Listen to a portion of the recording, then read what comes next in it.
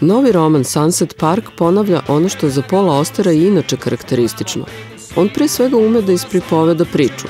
Zbivanja su najčešće veoma neobična, mada ne i nemoguće, i odlikuje ih dramaturgija čija se napetost može porediti sa najboljim krimi štivom, iako to Austerovi romani zapravo nikada nisu. Likovi dolaze iz srednje intelektualne klase, veoma su osobeni i upečatljivi.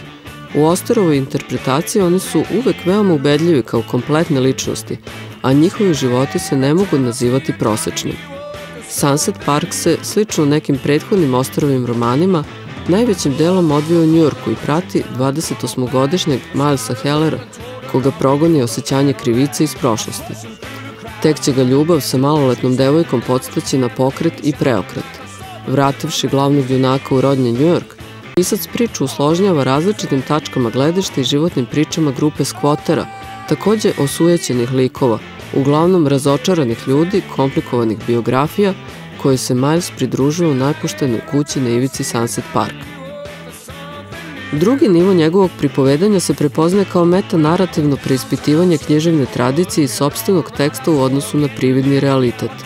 U Sunset Parku to je književni dijalog koji Auster vodi sa Nabokovljevom Lolitom, uvodeći u naraciju ljubavnu priču glavnog junaka i maloletnice. I nadalje će se odnos realnosti i fikcije pratiti kroz prepoznavanje stajnih mesta Austerovog dela. Opsednutost bejsbolom, preuzeta iz autobiografskog diskursa, obavezna pojava određenih profesija poput pisaca, izdavača, glumaca, profesora književnosti, ne vodi poreklu isključivo iz Piščeve biografije, već i iz njegove poetičke potrebe da se metafikcija proširi i brojnim intertekstualnim vezama. Nezaobilazni su i politički komentari, te je tako u Sunset Parku u pozadini romana američka finansijska kriza, koja utiče na sve aktere romana, a najpre na odluku mladih ljudi da se presele u napuštenu kuću, ispravo zbog materijalnih problema koji će kasnije prerasti u nezadovoljstvo američkim sistemom i pokušaje pobune, pravljenja pukotina u okviru tog sistema, do nezadovoljstva ljudskim i drugim pravima u svetu.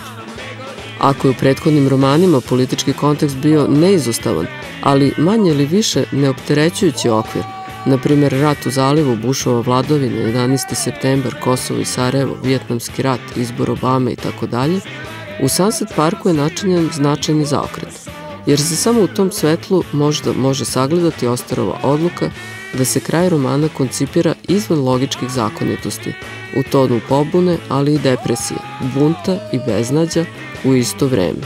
I to je jedan od mogućih načina da se o konfuziji 21. veka progovori nenametljivo, ali ubedljivo kroz književnost. I to je jedan od načina da se o konfuziji 21. veka progovori nenametljivo, ali ubedljivo kroz književnost.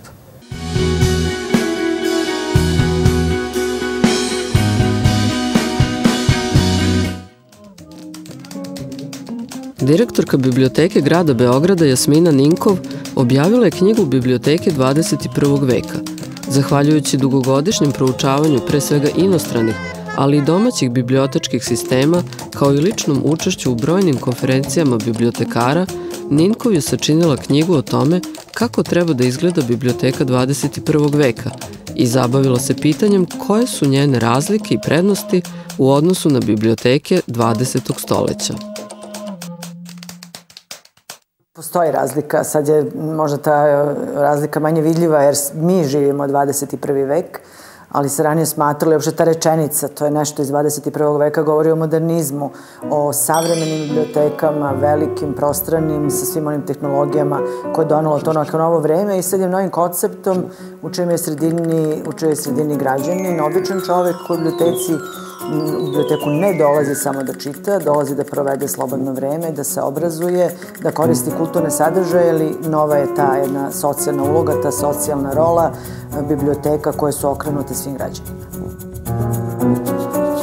Virtualna biblioteka je biblioteka koja koristi internet, da vi ne dolazite u fizičku biblioteku koristite od kuće ili sa bilo kog mesta na kome se trenutno nalazite. Danas je sa svim mobilnom telefonijom, mobilnim internetom, bežičnim, to je gotovo potpuno moguće. To je jedan aspekt. Drugi aspekt je faktički imati biblioteku u džepu, imati Danas je moguće 60.000 naslova na jednom USB-u ili na jednom čitaču i imati faktički dve prosečne velike biblioteke sa sobom svuda i na svakom mestu, da možete da čitate i možete da uvećavate slova, možete da simulirate za sada zvuk papira, verovatno uskoro i miris, potpuno originalna slova, originalni broj strana i to daje sad neslučajne mogućnosti s jedne strane ili sa druge strane dovodi u fokus razloga postojanja fizičkih biblioteka, znači zgrada uopšte. Ono što je tu bitno jeste da se promenio koncept. Od koncepta i od stava zavisi u stvari da li je neka biblioteka savremena. Znači, orijentisanost ka korisniku, činjenje i promene koje se dešavaju u biblioteci moraju da budu okrenute isključivo korisniku, a ne zamišljenoj ideji kakvi trebaju da budu fondovi. Što se tiče biblioteke grada, ona može to da prati, ona to prati i rezultat je vidljiv i očigledan da ćemo mi ovu godinu treću za redom završiti sa rekordnim brojem korisnika. Znači, ove godine ćemo se približiti cifri od gotovo 150.000 članova, što biblioteka grada Beograda nikada nije imala u svojoj istoriji. Rezultat je upravo ta promena koncepta, vizure i jedna drugačija organizacija. Ne znam koliko to mogu da prate i druge biblioteke u Srbiji, nešto zbog svoje veličine, nešto zbog koncepta u kome rade, a naravno mnogo više zbog nedostatka sredstava da prate sa nabavkom i sa svim onim sredstvima koji to idu neke moderne i savremene tekovine.